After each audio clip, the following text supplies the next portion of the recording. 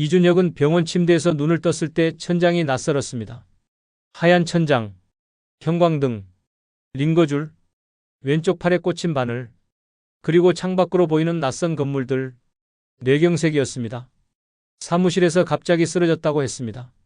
직원이 발견하지 못했으면 큰일 날 뻔했다고 옆에 있던 간호사가 말했습니다. 준혁은 천천히 고개를 돌렸습니다. 병실 안에 아무도 없었습니다. 아내는 2해 전 먼저 세상을 떠났습니다. 자식은 없었습니다. 그러면 남은 건 하나였습니다. 동생 이준성. 준혁은 눈을 다시 감았습니다. 머릿속에서 무언가가 빠르게 돌아가기 시작했습니다. 손가락이 링거줄을 가만히 잡았습니다. 두 형제가 함께 사업을 시작한 건 25년 전이었습니다.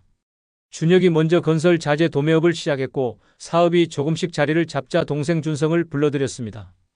준성은 당시 변변찮은 직장을 전전하고 있었습니다. 준혁이 손을 내밀었고 준성은 잡았습니다. 처음 몇 년은 좋았습니다. 준성은 영업을 맡았고 부지런히 뛰었습니다. 준혁은 형으로서 대표로서 준성이 실수를 해도 뒤를 받쳐줬습니다. 그런데 이상한 일이 생긴 건 사업 7년째였습니다. 거래처 중 하나인 성림건설에서 연락이 왔습니다. 준혁이 직접 받은 전화였습니다. 대표님, 지난번에 이준성 이사님이 저희한테 단가를 따로 제안하셨는데요. 그게 계약서랑 좀 달라서요. 준혁은 그 자리에서 아무 말도 하지 않았습니다. 알아보겠다고 하고 전화를 끊었습니다. 준성을 불렀습니다. 단둘이 있는 자리에서 성림건설이랑 따로 얘기한 거 있어? 준성의 눈이 잠깐 흔들렸습니다. 그러나 금세 웃음을 띄었습니다. 아, 그거요? 제가 잘 되라고 좋은 조건 제안한 건데 형이 모르면 안 됐죠? 제가 실수했어요. 단가 차액은? 거래처 관계 유지하려고 제가 좀 썼어요. 영수증 없이 쓴 게 있어서. 준혁은 한참 준성을 보았습니다. 준성은 눈을 내리깔았습니다. 다시는 이러지 마라. 회사 돈은 내 돈이 아니야. 알았어요, 형. 미안해요. 그것으로 끝이었습니다. 준혁은 더 묻지 않았습니다. 동생이니까 한 번은 봐줄 수 있다고 생각했습니다. 두 번째는 사업 10년째였습니다. 회사가 많이 커진 시기였습니다. 직원이 50명을 넘었고 거래처도 전국구로 넓어졌습니다. 준성은 영업이사로 자리를 잡았고 회사 안에서 발언권도 강해졌습니다. 그때 외부 감사에서 이상한 숫자가 나왔습니다. 경기도 거래처 3곳의 리베이트 내역이 회사 장부와 맞지 않았습니다. 준혁이 직접 들여다봤습니다. 사흘이 걸렸습니다. 그리고 알았습니다. 준성이 거래처로부터 리베이트를 받아왔는데 그 돈이 회사 계좌가 아니라 준성 개인 계좌로 들어가고 있었습니다. 금액은 3년에 걸쳐 총 4천만 원이었습니다. 준혁은 그 서류를 들고 준성 방으로 갔습니다. 서류를 책상 위에 올려놓았습니다. 준성은 서류를 보더니 아무 말도 하지 않았습니다. 잠시 후 입을 열었습니다. 형, 이거 제가 설명할게요. 설명할 게 뭐가 있어? 거래처 관계 유지하는데 제가 개인 돈을 많이 썼어요. 그걸 돌려받은 거예요. 회사의 손에 끼친 게 아니에요. 준성아, 형, 이건 횡령이야. 방 안이 조용해졌습니다. 준성의 얼굴이 굳었습니다. 준혁은 천천히 말을 이었습니다. 외부에서 알면 끝이야. 너도 알잖아. 그런데 나는 너한테 그렇게 하고 싶지 않아. 형제니까. 그러나 다음번엔 없다. 알겠어? 준성은 고개를 숙였습니다. 알겠어요. 형, 다시는 안 그럴게요. 준혁은 서류를 다시 가져갔습니다. 회사 금고에 잠궜습니다. 외부에 알리지 않았습니다. 그리고 그 4천만 원은 준혁이 자기 돈으로 메웠습니다. 세 번째는 준혁의 아내가 아프기 시작할 무렵이었습니다. 준혁의 아내 최 여사가 암 진단을 받은 해였습니다. 준혁은 정신이 없었습니다. 병원을 오가고 치료 계획을 짜고 회사도 놓칠 수 없었습니다. 그 틈에 준성에게 회사 운영을 더 많이 맡겼습니다. 믿었기 때문이었습니다. 그런데 6달 후 주거래은행 담당자가 준혁에게 전화를 했습니다. 대표님, 법인 명의로 대출 신청이 들어와 있는데요. 혹시 알고 계세요?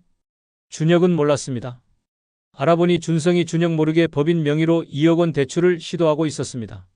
서류를 준비해 은행에 넣은 것이었습니다. 준혁의 도장이 찍혀 있었습니다. 준혁이 아내 병원 서류에 도장을 찍는 사이에 다른 서류도 끼워두었던 것이었습니다. 준혁은 대출을 막았습니다. 그날 밤 준혁은 혼자 사무실에 앉아 있었습니다. 오래 있었습니다. 그리고 다음 날 아침 준성을 불렀습니다. 준성이 들어오자마자 말했습니다. 형, 저 사실 그 돈으로 형 아내 치료비 보태려고 했어요. 형이 힘드니까?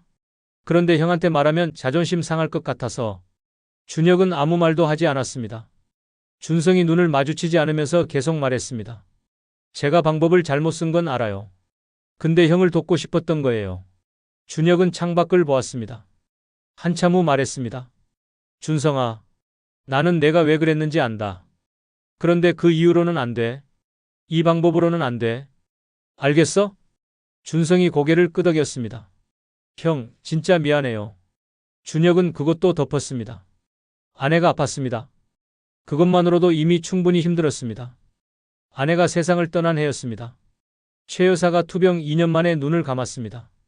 준혁은 장례를 치르는 내내 아무것도 느껴지지 않았습니다. 몸이 움직이는데 마음이 없는 것 같았습니다. 장례가 끝나고 사흘 후 준혁이 사무실로 돌아온 날이었습니다.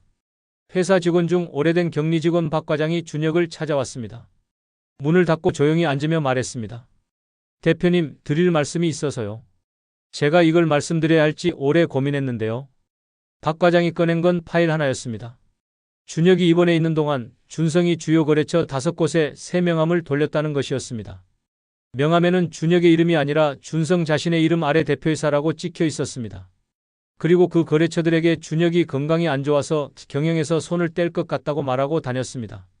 자기가 앞으로 회사를 이끌 거라고. 준혁은 파일을 덮었습니다. 알겠어요. 고마워요. 대표님, 괜찮으세요? 네. 나가봐요. 박 과장이 나가고 준혁은 혼자 파일을 다시 열었습니다. 명함이 한 장 들어 있었습니다. 이준성 대표이사. 준혁은 그 명함을 오래 들여다봤습니다. 그리고 서랍에 넣었습니다. 준혁은 그날부터 다르게 움직이기 시작했습니다. 겉으로는 아무것도 달라지지 않았습니다. 준성에게 평소처럼 대했습니다. 같이 밥을 먹었고 회의를 했고 웃으며 이야기를 나눴습니다. 그러나 속으로는 조용히 준비하고 있었습니다. 먼저 법률 전문가를 만났습니다. 믿을 수 있는 사람으로 조용히 그동안 준성이 저지른 일들의 법적 무게를 물었습니다. 리베이트 횡령, 무단 대출 시도, 허위 명함, 유포. 변호사가 말했습니다. 충분합니다. 형사 고소까지 가능합니다. 준혁이 말했습니다. 고소는 마지막 수단입니다. 그 전에 할 게 있어요. 다음으로 회사 내부를 정비했습니다. 핵심 직원들, 오래 함께한 사람들을 하나씩 조용히 불러 이야기했습니다. 공식적인 자리가 아니라 저녁 자리에서 혹은 출퇴근길에 회사의 실제 상황을 알렸습니다. 준성이 거래처에 뿌린 말들이 사실이 아님을 분명히 했습니다. 직원들은 준혁의 편이었습니다. 오랜 시간이 말해주었습니다. 그리고 마지막으로 준혁은 덫을 놓았습니다. 어느 날 준혁이 준성을 불렀습니다. 준성아, 나 요즘 몸이 영 안 좋아. 병원에서 관리 좀 받아야 할 것 같거든. 준성이 걱정스러운 표정을 지었습니다. 형, 많이 안 좋아요? 뇌경색 이후로 완전히 회복이 안 됐나 봐. 의사가 당분간 무리하지 말라고 하더라고. 그럼 쉬어요, 형. 회사는 제가 볼게요. 준혁은 웃었습니다. 고맙다. 그러면 도움이 될 것 같아. 그런데 그것보다 내가 생각해둔 게 있어서. 뭔데요? 경기도 양주에 땅이 있잖아. 아버지가 남기신 거. 거기 개발 얘기가 나오고 있거든. 내가 알아봤는데 꽤 큰 사업이야. 내가 몸이 이러니까 내가 그쪽 미팅에 나가서 협의를 해줄 수 있겠어? 준성의 눈이 반짝였습니다. 그러나 금세 눌렀습니다. 그거 혁명이 아니에요? 응. 그런데 내가 직접 움직이기 어려우니까 일단 내가 가서 협의하고 구체적인 건 나중에 같이 얘기하자. 알겠어요, 형. 제가 잘해볼게요. 그날 저녁 준성이 집으로 돌아가는 걸 준혁은 창문으로 봤습니다. 준성의 걸음이 빨라져 있었습니다. 양주 땅 개발 얘기는 준혁이 만들어낸 것이었습니다. 실제로 그 땅의 개발 이야기가 없지는 않았습니다. 그러나 아직 초기 단계였고 준혁이 일부러 과장해서 흘렸습니다. 그리고 그 땅에 관련된 서류를 일부러 준성이 볼 수 있는 곳에 두었습니다. 감정가 서류, 개발 계획, 초안, 예상 수익 분석표, 전부 준혁이 직접 만든 것이었습니다. 숫자는 켰습니다. 예상 수익 80억. 준혁은 기다렸습니다. 열흘 후 준성이 먼저 찾아왔습니다. 표정이 들떠 있었습니다. 형, 양주 땅 얘기 더 알아봤어요. 그래? 거기 개발되면 진짜 크게 남겠던데요. 형이 몸 상태가 이러니까 제가 생각해봤는데 그 땅을 제 명의로 이전해 놓는 게 어떨까요? 세금 문제도 있고 관리도 제가 하면 형이 편하잖아요. 준혁은 잠시 생각하는 척 했습니다. 명의 이전이? 네. 어차피 가족이잖아요. 제가 잘 관리해서 형한테 다 드릴게요. 준혁이 말했습니다. 그래. 그게 나을 수도 있겠다. 그러면 서류 한번 만들어봐. 준성의 얼굴에 웃음이 번졌습니다. 제가 빨리 해볼게요. 준성이 일어나 나가려는데 준혁이 불렀습니다. 준성아. 네? 변호사 통해서 공식으로 하자. 나중에 세금 문제 없게. 준성이 잠깐 굳었다가 웃었습니다. 그럼요. 당연하죠. 준성은 이틀 만에 서류를 가져왔습니다. 토지명의 이전 동의서, 위임장, 인감날인 요청서. 꼼꼼하게 준비했습니다. 아마 그 이틀 밤을 제대로 못 잤을 것이었습니다. 형, 여기 사인이랑 도장만 찍으면 돼요. 준혁은 서류를 천천히 들여다봤습니다. 그리고 말했습니다. 공증은? 그건 제가 알아서 할게요. 형은 사인만 해주면 돼요. 준혁은 서류를 내려놓았습니다. 앉아라. 네? 앉으라고. 준성이 천천히 앉았습니다. 뭔가 달라진 형의 목소리가 느껴졌는지 표정이 굳어지기 시작했습니다. 준혁이 서랍을 열었습니다. 파일 하나를 꺼냈습니다. 두꺼운 파일이었습니다. 준성은 그게 뭔지 몰랐습니다. 이게 뭔지 알아? 준성이 고개를 저었습니다. 성림건설 단가 차액 내역. 15년 전 거야. 준성의 손이 살짝 움직였습니다. 그리고 이건 리베이트 계좌 내역. 3년치 4천만 원. 파일을 넘겼습니다. 이건 은행에서 막힌 법인 대출 서류. 내 도장이 찍혀 있어. 내가 찍은 게 아니지. 준성의 얼굴이 하얗게 됐습니다. 그리고 이건 준혁이 명함 한 장을 꺼냈습니다. 이준성, 대표이사. 내가 입원해 있는 동안 거래처에 뿌린 거야. 방안이 완전히 조용해졌습니다. 준성이 입을 열었습니다. 형, 나 설명할게요. 됐어. 형, 됐다고. 준혁의 목소리는 높지 않았습니다. 그러나 그 낮은 목소리가 더 무거웠습니다. 나는 너한테 기회를 몇 번 줬는지 알아? 준성이 대답하지 않았습니다. 성림건설 때, 리베이트 때, 대출 시도할 때, 나는 매번 덮었어. 내가 동생이니까. 한 번은 더 줄 수 있다고 생각했으니까. 그런데 내 아내가 아파서 내가 아무것도 못 볼 때 내가 한 게 뭐야? 준성이 고개를 숙였습니다. 그러고도 내가 쓰러지니까 거래처에 내가 물러날 거라고 떠들고 다녔어. 그러면서 나한테는 회사 볼게요. 라고 했지. 형, 진짜 미안해요. 미안하다고. 준혁이 파일을 닫았습니다. 양주 땅 개발 얘기는 내가 만들어낸 거야. 80억 수익 분석표도 내가 만든 서류야. 진짜가 아니야. 준성이 고개를 들었습니다. 눈이 흔들렸습니다. 그리고 내가 이틀 만에 가져온 이 서류들. 준혁이 명예 이전 서류를 손가락으로 짚었습니다. 이게 뭔지 알아? 이건 증거야. 내가 형 몸 상태를 이용해서 재산을 빼돌리려 한 증거. 변호사한테 넘기면 그걸로 끝이야. 준성의 눈에서 눈물이 흘렀습니다. 형, 제발.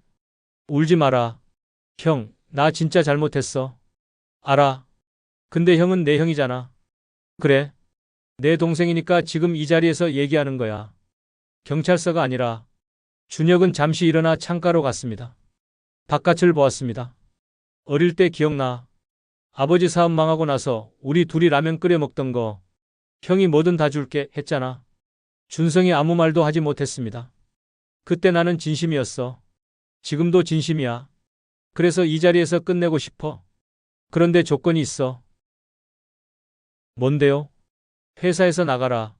준성이 숨을 들이켰습니다. 대신 내가 지금까지 잘못한 것들, 내가 덮어준 거, 다 없었던 일로 해줄게. 법적으로 건드리지 않을게. 그리고 퇴직금은 정상으로 줄게. 대신 회사 관련된 어떤 것도 다시 건드리지 마라. 거래처에도 접근하지 마라. 알겠어? 준성이 오래 고개를 숙이고 있었습니다. 그리고 말했습니다. 알겠어요. 그리고 한 가지만 더. 네. 지금 당장은 아니어도 돼. 그런데 언젠가 내가 진짜로 미안하다는 생각이 들 때, 그때 형한테 전화해라. 그 전화는 내가 받을래. 준성이 고개를 들었습니다. 눈이 빨갰습니다. 준혁은 그를 보았습니다. 준성은 그날로 사무실을 정리했습니다. 직원들은 영문을 몰랐습니다. 준혁은 아무것도 설명하지 않았습니다. 개인 사정으로 이사직을 내려놓는다고만 했습니다. 준성이 나가던 날 엘리베이터 앞에서 준혁과 마주쳤습니다. 짐박스를 들고 있었습니다. 둘은 잠시 서 있었습니다. 준성이 말했습니다. 형, 응. 잘 지내. 준혁은 고개를 끄덕였습니다. 엘리베이터 문이 닫혔습니다. 준혁은 그 자리에 잠시 서 있었습니다. 오래 서 있었습니다. 그로부터 1년이 지났습니다. 준혁의 회사는 다시 안정을 찾았습니다. 거래처와의 관계도 바로잡혔습니다. 준혁은 몸을 관리하면서 천천히 일했습니다. 욕심을 버렸습니다. 큰 것보다 단단한 것을 선택하기로 했습니다. 준성에게서는 연락이 없었습니다. 준혁은 기다리지 않았습니다. 그냥 살았습니다. 그러던 어느 저녁이었습니다. 퇴근 후 혼자 밥을 먹다가 전화가 왔습니다. 모르는 번호였습니다. 여보세요. 형. 준혁은 숟가락을 내려놓았습니다. 나야. 준혁은 아무 말도 하지 않았습니다. 준성이 말했습니다. 목소리가 달라져 있었습니다. 형한테 진짜로 미안하다는 생각이 들었어요. 오늘은 그만하려고 전화했어요. 다른 얘기는 없어요. 준혁은 창밖을 보았습니다. 저녁빛이 들어오고 있었습니다. 한참 만에 말했습니다. 밥은 먹었어? 전화 너머에서 잠시 침묵이 흘렀습니다. 아직요? 어디야? 형? 어디 있냐고. 준혁은 자리에서 일어났습니다. 코트를 집었습니다. 그 전화를 받겠다고 했습니다. 그리고 받았습니다. 사람이 사람을 잘못 놓지 못하는 건 미련 때문만이 아닙니다. 같이 라면을 끓여 먹던 기억이 있어서입니다. 형이 뭐든 다 줄게 했던 그 말이 아직 살아있어서입니다. 준혁은 그날 저녁 동생과 밥을 먹었습니다. 많은 말을 하지 않았습니다. 그래도 됐습니다. 회사 일은 동생에게 절대 넘기지 않을 것입니다. 그게 동생을 망칠 거라는 걸 준혁은 알고 있습니다. 다만 이렇게 동생의 형이 되어주기로 했습니다.